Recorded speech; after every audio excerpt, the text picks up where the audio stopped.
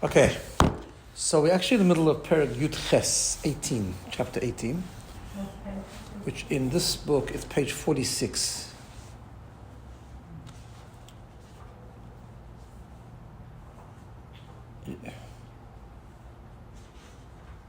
The page numbers on the top there, you see that? Yeah. Actually, we're going to start from the third line on the next page, Chaf Daled. Yeah. So just to recap, so in Perek Yud Ches, in chapter 18, he started a whole new thing to explain a bit more what the pasuk means. Remember, the Tanya was based on the pasuk that Ki korev eilecha hadover ma'od, that the Torah is very accessible to us, it's very easy, it's very close, and so on, right? And he wanted to explain not only because the pasuk says beficho uvilvavcho la'asoisei, in your mouth, which means it's easy, it's close, it's accessible to learn, to talk, to daven. La'asoisei means to do, but bilvavcho means in your heart, right? The feeling and midas. And we talked about up until now the idea of love of Hashem, how Benoni has to be able to develop love of Hashem in order to inspire the motivation to make the choice only to listen to the nefesh elokis, the godly soul, not to the animal soul. And he went to different levels. In other words, the concept of really the optimum, the ideal is to develop a full-blown sort of emotional love in the heart. But not everyone's able to do that. So he went to a different concept, the idea of developing an intellectual love. You know, we learned that concept. But now he's going to go to a whole other thing, which we started already, to explain something called, in other words, how about, because not everyone is able intellectually to develop a love. Not everyone can study and contemplate and internalize intellectually to be able to create like a love at least on the intellectual level. So there's a third thing, and this becomes the subject of the next few chapters until chapter 25, really. It's one long thing. Where he talks about activating the Ava Mesuteres, the hidden innate love that every Jew has to serve Hashem, right? And that love is also connected with the concept of fear, or with love of Hashem, fear of Hashem. So this is going to be in other words, and how do you activate that and how do you use that? So what we started last time is, he started talking about the neshama that we inherited from the Avos, right? And since the Avos, Avraham, Yitzchak, Yaakov, starting from Avraham Avinu, were completely committed to Hashem, and they were completely bottled, they were completely like a chariot, right? Merkava, we learned. And Merkava to Hashem, they were like a chariot, just like a chariot has no independent identity. But a chariot does whatever the rider wants it to do. So too, Avraham, Yitzchak, Yaakov, that's the kind of neshama they have, and they bequeathed their neshama to us. Now, what he started to explain is that level of bittul, of their neshama, comes from the level of chokhmah of atzilus, the highest level of chokhmah. Right? Now, not all our neshamas are chokhmah of atzilus, in fact, most of them are not. And they can be much, much lower than that. Different neshamas come from different levels. Neshama can come from malchus, but not only malchus of atzilus, malchus of yitzira, of bria. The lowest would be malchus of asiyah. And in that there can be different levels. And how about the neshama that comes from the lowest level of the nefesh of malchus to asiyah, as he calls it, right? Nevertheless, all the spheres, all the 10 powers of the different worlds are all interconnected. So malchus is connected to the chachma is connected to the malchus of the previous world, and so on. So ultimately, every neshama at its essence connects back to the chachma of atzilus, to the highest level of chachma. What is that level? He's going to explain a bit more now, but basically that's the level that is the level of complete bittul to Hashem. So deep down in our neshama, we have what's called the chachma of the nefesh, right? Which is the point of complete bittul to Hashem. It's also the point of mesiras nefesh, of giving up a life for Hashem. All that comes, but it's a natural thing. It's hidden, obviously, but it's natural. We have it. We all have it. Even the lowest person, so to speak, has it, right? Even the person that's got the lowest neshama has it also. Okay. Now, when we learned this last time, I remember coming up with a discussion that normally this is what we call a pintal eid, right? Over here, it's talked about in different terms of it. It's talked about in terms of the chokhmah. It doesn't mean chokhmah over here as an intellectual component. It's the idea of chokhmah. And this pintel yid, this amunah, this mesirus nefesh, this commitment, this love of Hashem that we have innately, is expressed through the concept of chokhmah. And he's going to explain why now. The expression etzem of the neshama? Yeah, the etzem of neshama, that's the yichida, that's like the essence of the neshama. It's a similar concept, but over here the way it's explained is in terms of the idea of chokhmah. It's the chokhmah of the nefesh. Basically, we'll see, because when we understand chokhmah on an intellectual level, we'll understand also why this is called chokhmah. Meaning it's chokhmah because chokhmah is the link to something higher. It's the point of transition, the point of connection between us and what's higher than us. Us and Hashem, in other words, right? Similar thing, yeah. So he explains it. So it's a third line on page Chof Dalet. It says like this. Hine, ha-chokhmah, this chokhmah, hu moker ha-seichel. Let me show you just right? The chokhmah is the source of intellect and havana, and understanding. So BINA is understanding. So really, when we normally talk about a person understanding a concept and working it through and developing an idea, that normally is a reference to BINA, not to chokhmah. Right? But chokhmah is the source of the BINA. And what does he say? What does he mean? He means, he's here. V'hi l'maylo meha-BINA. It's higher than BINA. Shehu havanas ha-seichel v'asagosei. BINA is the understanding. In the middle of Perek Yud Ches, Perek 18. Yeah? Sorry. So BINA is the understanding of the concept. But Chokhmah hi l'mayla v'havana v'asaga. Chokhmah is higher than understanding. V'hi mokar lahen, it's the source of understanding. Right? Now what does that mean? We know when we talk about the process, the cognition process, we normally talk about Chokhmah, BINA, and Das. So of course Chokhmah is part of understanding. But it's not really, because what it is, as we know, we learned this in Perek Gimel. Chokhmah is that initial flash, that initial conception of the idea, right? So just to explain a bit more. The idea of Chokhmah, let's have a look at the next line and I'll explain it properly. This is the idea of Chokhmah. Koyach ma, meaning it's koyach, the words Chokhmah is 4 letters, and it comes from the word koyach ma. Koyach ma means it's a koyach, it's a power, but ma, what is it? It's not developed yet. Now, do you mind if I turn the heater for a few minutes? Is that okay? Yeah. Okay, it's cold in here. I'm cold at least.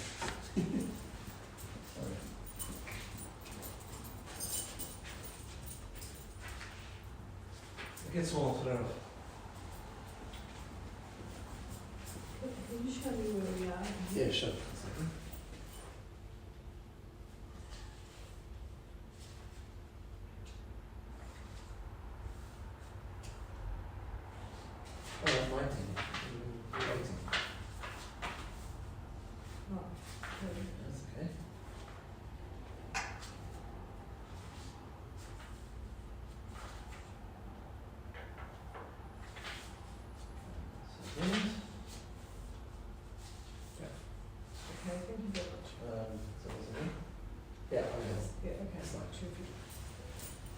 Okay, sorry. Zeh lashon chokhmah koyach ma. This is the idea of chokhmah koyach ma. Shuma she'eino musig moving. It's what's not understood and grasped. Ve'enit bas soga adayin, and it's not really fully internalized in the concept of understanding. So let's just understand this a little bit. Let's talk about it in intellectual terms first, right? One of the things that Chassidus talks about chokhmah is that when a person is really trying to understand a concept, crack a code, kind of sort of thing, right? Trying to really understand, and suddenly he gets a flash, and he knows this is it. I got the answer, right? What happens at that point is 2 things. One thing that happens is he actually doesn't fully understand it yet. He needs to develop it. That's the idea of BINA, right? But one thing that happens at the Chokhmah level, which is greater than BINA, is the certainty, the truth. Chochmah is the kernel of truth. In other words, I got it. Okay, absolutely, this is it. This is the answer. Explain to me, I can't yet, because I don't know it yet, right? But there's an intensity of clarity, not intensity of understanding. They're two different things. Intensity of clarity and intensity of understanding are two separate things. But there's an intensity of clarity which is amazing. This is it. Why?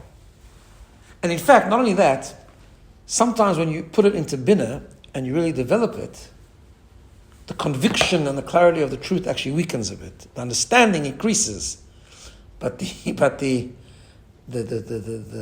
certainty of truth in it actually weakens a little bit because you're testing it, you're exploring it, right? So differences like this. I heard from my father-in-law many times. He always just say like this. He says, Chochmah is how the intellectual concept grabs you, and BINA is how you grab the concept. What does that mean? Chochmah has this clarity and this certainty of truth because it's not you. That's the point. It's higher than you. Chochmah is that point where something transcendent, something higher than your knowledge, than your understanding, grabs you. You haven't grabbed it yet, that's why you can't explain it. But because something that's higher than you has grabbed you, it's absolutely certain. It's intense, it's clear. You get it, but you cannot explain. Exactly, but you fully get it. Like absolutely, there's no question. Right? So Chochmah is that's why it's called Koyach Ma, meaning it's the beginning of the process. It came into me already, but I haven't really grabbed it yet. That's all. That's why it's a transitional koach, it's a transitional trait, where it is part of me, but actually it's not really part of me. It's facilitating something higher than me. Right?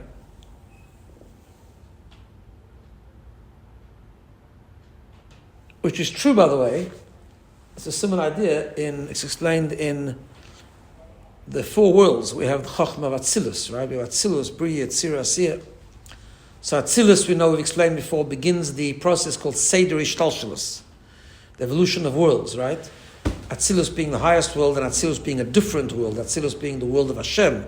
It's His Chochmah, it's His BINA, it's His Das, right? It's more where Hashem chose to manifest Himself into defined powers, right? What's higher than Seder Ishtalshalus is just the infinite and the unlimited manifestation of God's infinite light, the undefined light, right? Bligvul. Chochmah is that point of connection. So Chochmah is part of the Seder Ishtalshalus, but grabs from what's higher than Seder Ishtalshalus. It's that joining point between what transcends Seder Ishtalshalus into Seder Ishtalshalus, right? And that's Chochmah understanding as well. That's why when we talk about the Chochmah of the Nefesh, Chochmah of the Neshama also is that part of the Neshama that reveals, that manifests, that expresses that emunah in Hashem that's not understandable, that's higher than understanding. So the conviction of a Yid that there's one God and that he loves the God and he's connected to that God and he's bottled to that God, that happens at Chochmah, at the Chochmah of the Nefesh. And that's what he continues. He says, L'chen mislabish bo oirin sof baruch hu. That's why the Chochmah of the Nefesh, unlike the BINA and the Das and so on, the infinite light of Hashem can come into that Chochmah. The les machshava tfisa bei, klal, that level of godliness that no one can really understand in an intellectual way, can be grasped at the Chochmah level. You can't understand it, you can't explain it, but it's who you are. Okay? And therefore, and now, as we said before, everyone has a Chochmah of his nefesh, because that's the whole idea. Even if someone's neshama is from a lower madrega, even if someone's neshama is coming from the level of malchus of asiyah, which is much, much, much lower, infinitely lower than Chochmah Atzilis, but all the spheres, as we learned last time, connect back. And therefore, ultimately, the essence of the neshama originates, every neshama originates and connects back to Chochmah Atzilis, right? Therefore, Kol Yisrael, every single Yid, you'll have to excuse the next expression. It's an expression in context of the times where women didn't study. Okay? So therefore, filu hanoshim, even the women who don't learn, which is not true today, of course, but do learn today, right? The amei haaretz, and those that are ignorant from learning. In other words, basically, trying to say even people who don't understand a lot of Torah and haven't learned and studied the greatness of Hashem. Hey, ma'aminim Hashem, but they have a deep-seated emunah, right? They have a deep-seated emunah. How can that be? It can be because they have a chokhmah of the nefesh. In other words, sha'emunah, as he says, what's emunah? Emunah hi l'mayla min adas v'asoge. Emunah means something that's higher, transcends logic. Right? Now, it should be understood because emunah, at least the Chassidus, the way Chassidus explains it, in the world they have an expression called blind faith. Right?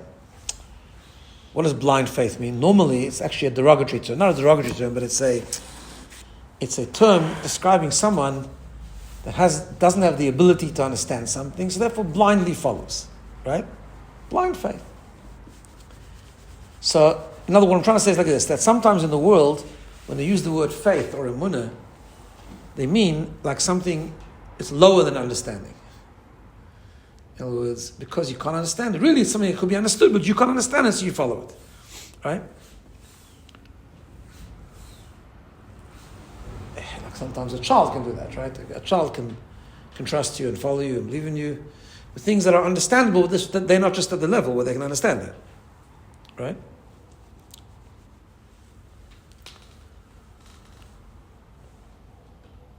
What's the weakness of that faith?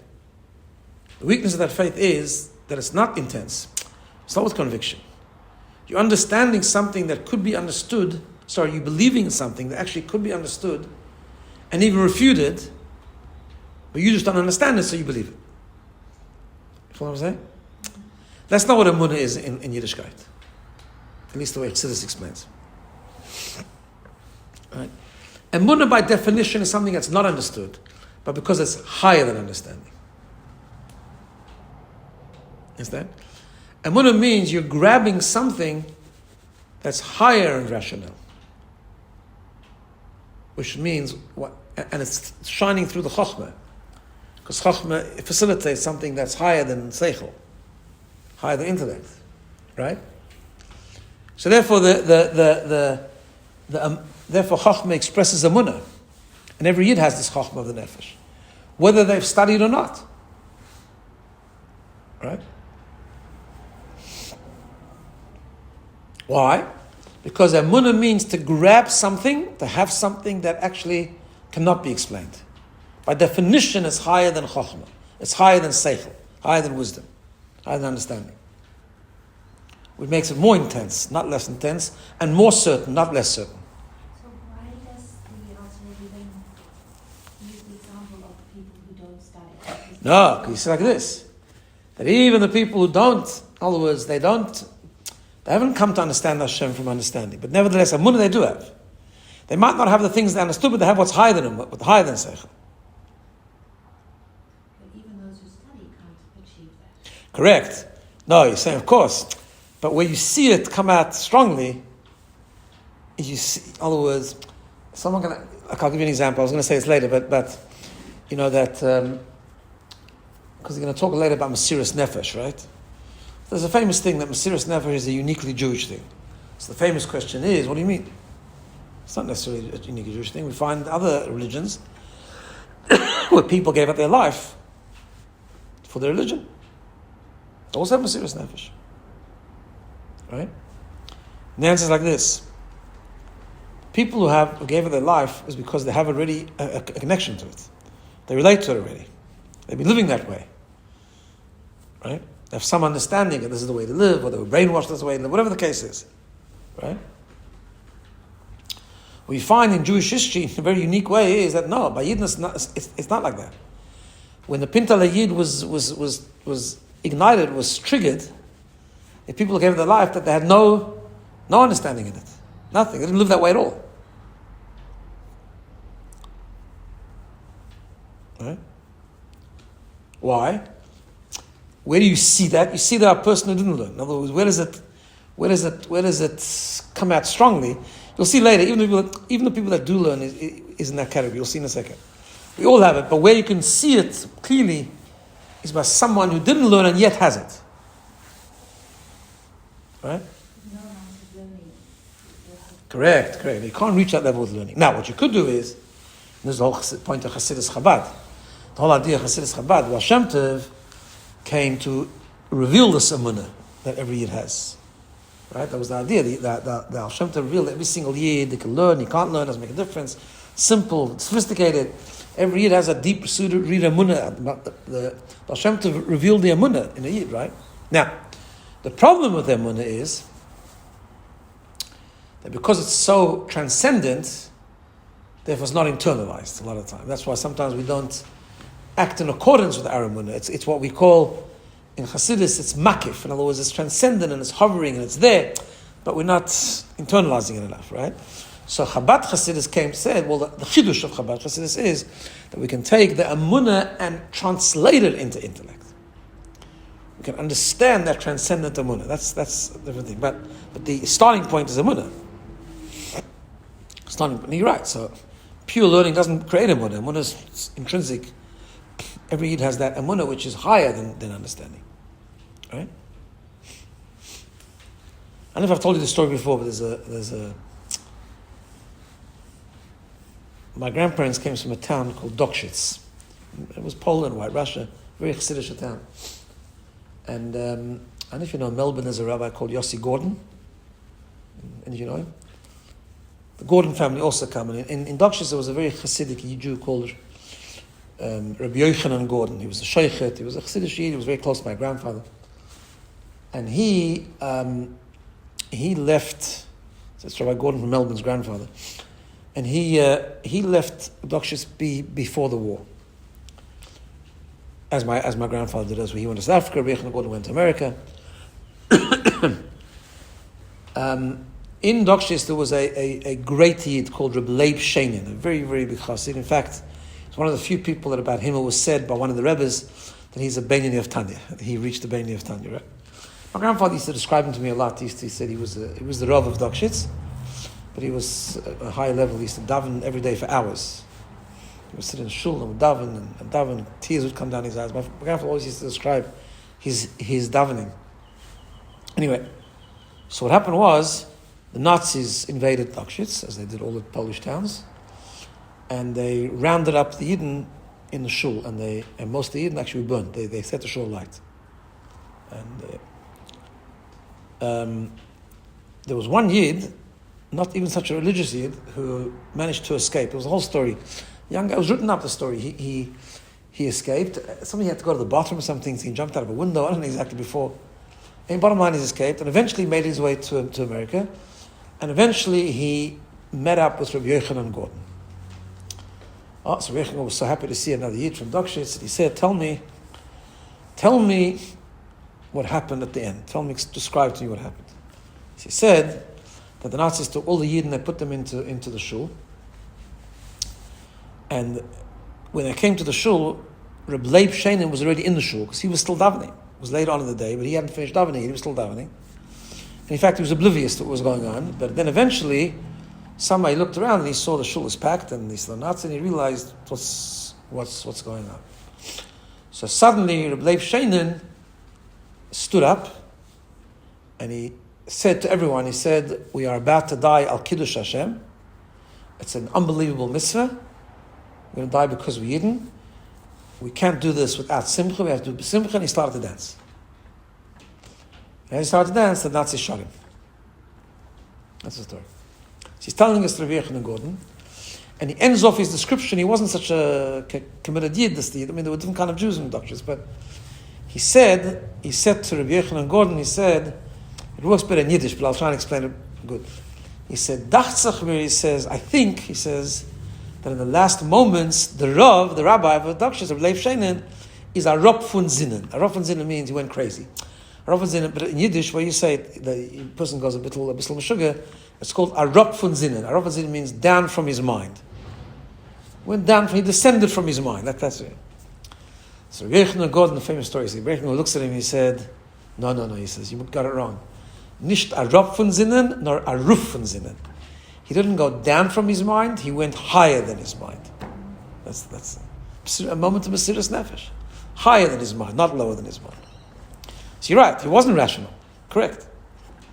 But it was such connection to Hashem, it was with a munah and such a munah, which cannot be explained, and it wasn't rational, but it was higher than the mind, came from the chokhmah of the nefesh. That's the story. That's just to bring it out this country. Right, he was smiling and he said exactly the same sort of thing. Mesiras Nefesh, yeah. He says, because a munah is l'mayla min hadas v'hasover, because a munah is higher than understanding. And then he quotes a pasuk and he says, Ki pesi yamin l'chol dover. Orum Yovin. Says in Mishlei, in Proverbs, says, a fool will believe everything. Now, on the simple level, it's meant like to describe a fool. A fool, a person doesn't understand, just believes everything, right? But he says no. And in fact, there's a Gemara, I think, if I remember correctly, there's a Gemara or a Medrash that says, Pesi yamin l'chol dover, a fool believes everything. Says the Gemara, it refers to Moshe Rabbeinu. Now, Moshe Rabbeinu is anything, he was the greatest intellectual, right? Oh, but he says like this. It doesn't mean, chas v'sholom, a person's a fool. It could mean a person that could be referring to a person that doesn't understand anything, and yet he still has a munah. And then he says a different thing, he says, Ulagabe HaKadosh Baruch Hu. In other words, really this pasuk actually means something very great, because in the face of Hashem, compared to Hashem, Shehu l'mayla min haseichel v'hadas, Hashem transcends any form of thinking and understanding and intellect.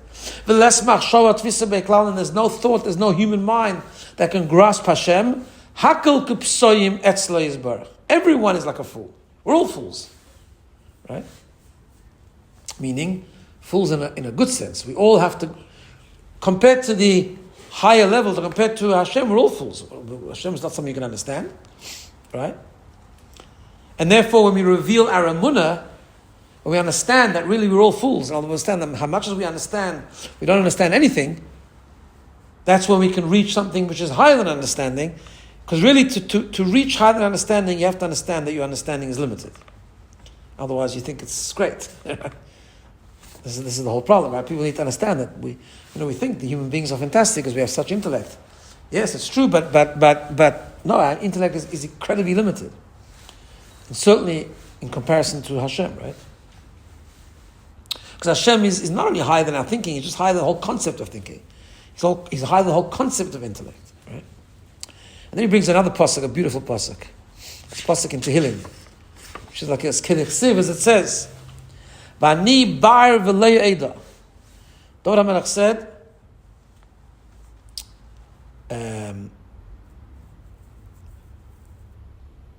I'm a fool. That's what bar means, and I don't know. Behemos hayisi imach. Animals were with you. V'ani tomid imach, and I'm always with you. Right. So the simple pshat of the pasuk is like this. David HaMelech is saying that Vani bar, even though I don't understand, which means I don't know the reason why Hashem brought such trouble upon me, right? I don't understand it. Nevertheless, I need Tamid Imach, I'm always with you. Even though I don't understand, I'm always with you, right? But the pasuk says like this. But in Tanya explains the pasuk on a deeper level. It's like this. That it's not, even though, in other words, David HaMelech said like this, even though I have a shortcoming, I can't fathom why. Why you did this to me, I can't fathom. David HaMelech's Tehillim is a lot about all the troubles and the pain and the challenges he went through, right? So David HaMelech is saying, on the simple level, he's saying, even though I'm so small and I don't understand anything, but nevertheless, I'm still going to be with you. I'm not going to give up, kind of thing, right? In Tanya says, no, it means deeper. David HaMelech is saying a deeper thing. That because va'ani ar v'le'edu, you know why I'm still with you? Because I'm a fool. Because I don't know. Because I'm like an animal. Because I realize that my thinking is nothing. My intellect is nothing, right? That's why I can I can believe in you. I can still be with you. In other words, when we transcend our intellect, when we transcend our thinking, that's when we reveal the Emunah. And then that's where we have Hashem. So the pasuk is saying not that I have a shortcoming and I'm like a fool, but nevertheless I'm still with you. No, I'm still with you because I'm like a fool. And that's why it says that this is like Rabbeinu. In other words, because I have bittul, because I give myself up, because I submit, I surrender to you and understand the shortcomings and the failings of my own intellect. I do understand, but I give up my understanding. I go beyond my understanding. I go transcend my understanding. Right? That's why I'm still with you. That's why I'm yours. Right? Okay. That's it. And every Yid has this. Every Yid has this. Okay. So now he continues, he says like this. So this is the Emunah. This is the Emunah. Every Yid has it. Where do you see it? You see it. Tafka people don't understand anything because you see it come out. So you see it's there. Right? Because again, a person could have Emunah from intellect, but it's a very limited Emunah. We're still required to use that intellect to get to a certain point. I would say the other way around. We're just required to use our intellect to internalize as much as we can of that Emunah. That was referred by the Chiddushim. Right. Yeah. Because in order to make it pnimi, in order to internalize it, in order that it should permeate even our conscious faculties.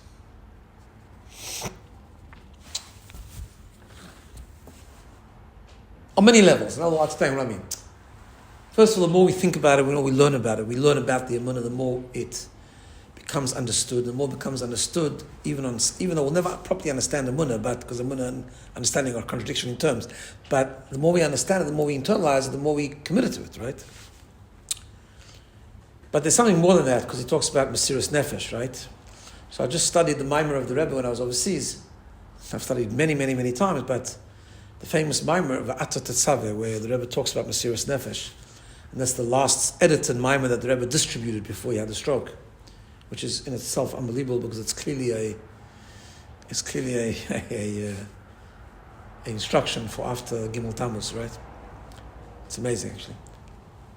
And over there, he breaks it down into many different levels, and at the end of the Maimer, he breaks down to a very subtle thing. And he says, even Mesiras Nefesh can have its shortcomings. And then if he goes to a deeper level of Mesiras Nefesh, what is that? He says like this.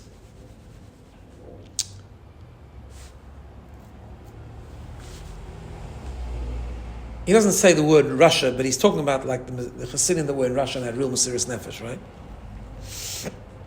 And he says a funny thing. He says that we find Yidden who had real Mesiras Nefesh in lands that were very, very difficult and against Yiddishkeit. And yet, when they come to lands which sort of facilitate service of Hashem, you can serve Hashem no problem, it seems that the Mesiras Nefesh is not so noticeable like it was in the old country. That's what he says. It's what he's talking about is Chassidim that were in Russia and they came to America afterwards, right? And he says why? He says like this, because when a person has real Mesiras Nefesh, which is what he's going to talk about now, right? Mesiras Nefesh comes from that pintaliyah. It comes from that part of the neshama that transcends understanding. Yeah? When a Mesiras Nefesh is revealed, so for example, the next part he's going to say, we find that even ignoramuses, even people didn't keep Yiddishkeit, even empty people, low people, throughout history, we find that they gave up their life Hashem. Why? Because it triggered their chokhmah of nefesh, their pintaliyid, and they gave up their life. But what happens when that happens? What happens is, you see, we have two parts of Anashama. We have the chokhmah sheba nefesh, like the transcendent part of Anashama, and then we have the conscious part of Anashama, right? Where we think and we feel and we rationalize and so on and so forth, right?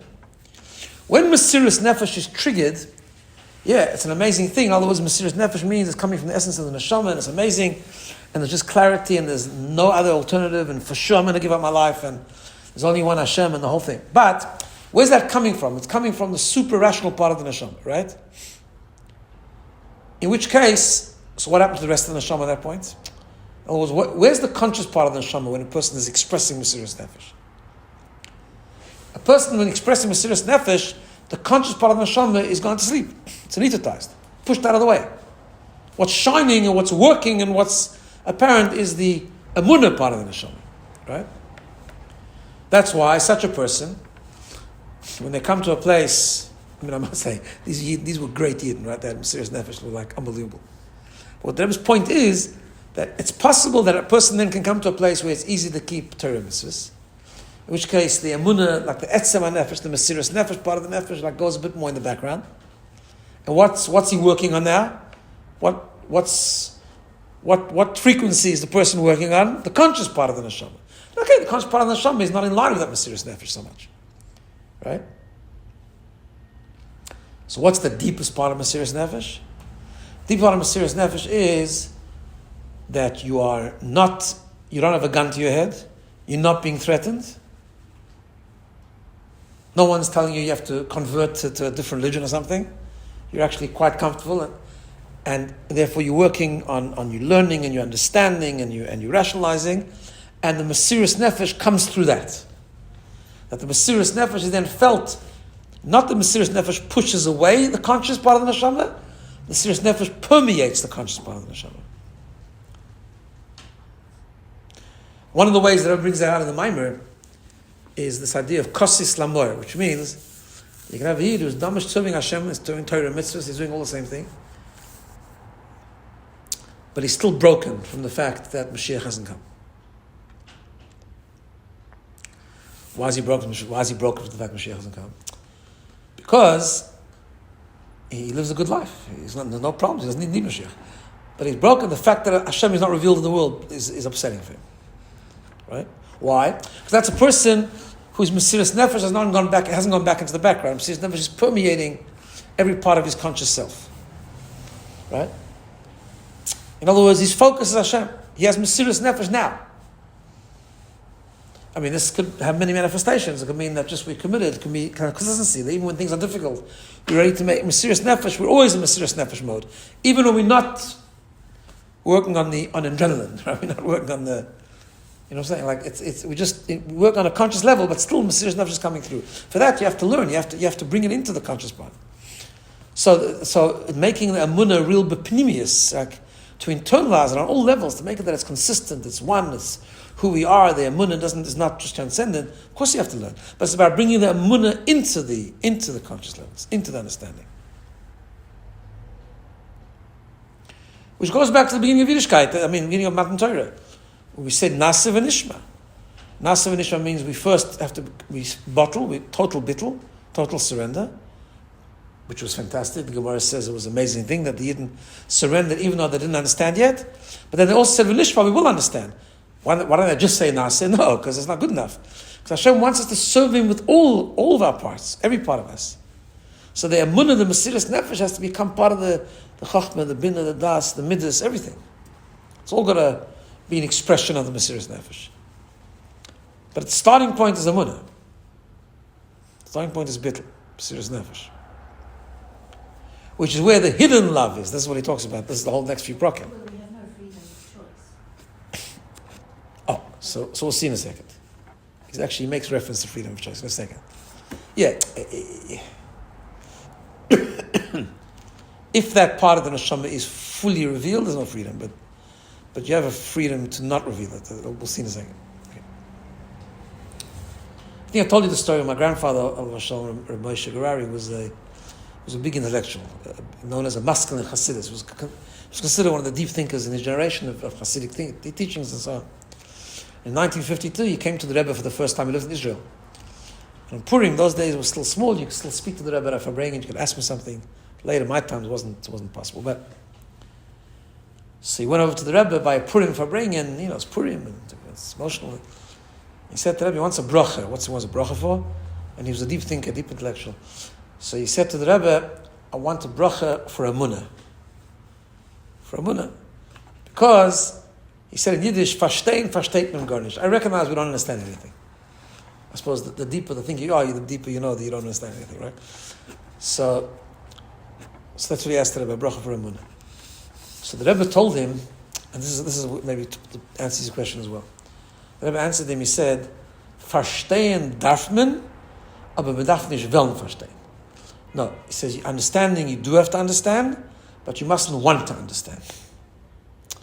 Meaning, our connection to Hashem is not to understand. It's through bittul. You have to do a mitzvah, you understand it, you don't understand it, it makes no difference. But you have to understand it, because that's what Hashem wants you to do. Hashem wants you to take it into all the levels of consciousness, all the levels of understanding and koiches pimim and so on and so forth. Does that answer your question? Good. Let's see. He says like this. Therefore, he says, because every yid has this pin to lead, every yid has this choch b'shem nefesh. We find in Jewish history that even the light of the light, which means even guys who are not particularly interested in Yiddishkeit, u'poishe is surely even more than even sinners. Moistrim nafshem l'akdushas Hashem al haroiv. They would give up their life for Hashem in the majority of cases. Right? And they would tolerate suffering. Not to deny the one God. There were many stories of Yidden, not particularly advanced and sophisticated Yidden spiritually. Not even religious Jesus sometimes. But they would scream out, Shema Yisrael Hashem Elokeinu Hashem Echad, and jump into the fire. And even if they were very empty people, very big ignoramuses, right? And they don't know anything about the greatness of Hashem. And even a little bit they do know, they don't take time to reflect, to meditate, to understand it, to internalize it. They've never done that. And therefore it's obvious they're not giving up their life because they understood something. Because they came to terms with it, they worked it out. That's not why they did it. Right? Why did they do it? And also, how come they did it? If there were people who didn't live a life like that, there were people who were very immersed in the pleasures of this world and worldly things. They did it without any thinking, and without any reflection, without any understanding. They did it. They did it as if it's something there's no alternative. Because you just have to. Without any reason, without any understanding. Why?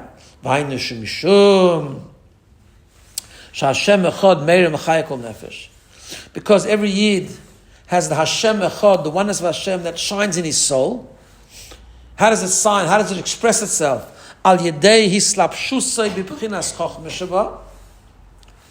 Through coming through the Chochmah of the Nefesh.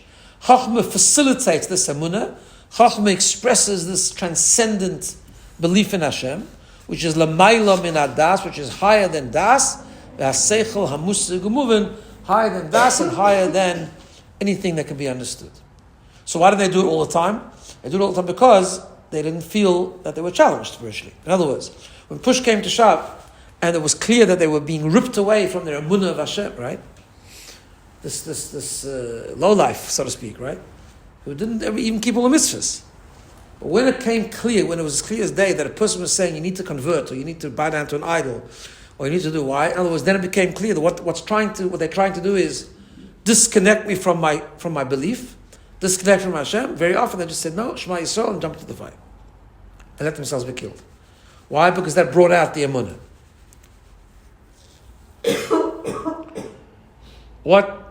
The reason why we don't do this every day is because, as we'll explain later, we are under the erroneous belief that when we do things wrong that are smaller things, that we're not disconnected from Hashem. We think we still keep our connection 100%, right?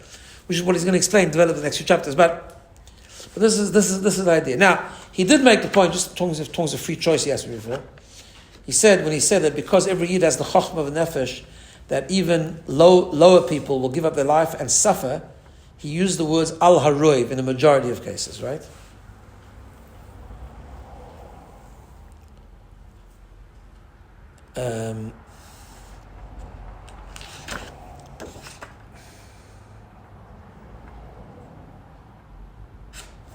Because the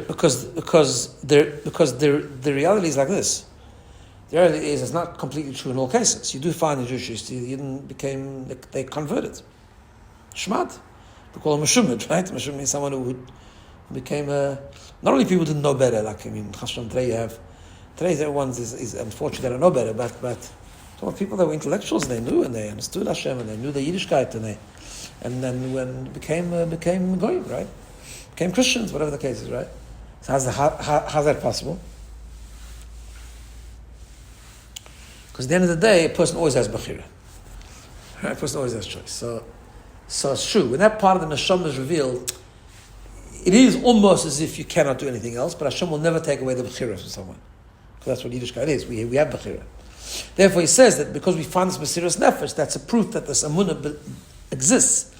But it doesn't mean that it'll always work, because sometimes it's so hidden, and it's so buried, so to speak, and sometimes the person is so convinced that he has to do something else, and at the end of the day, a person has bechira. The bechira is never taken away.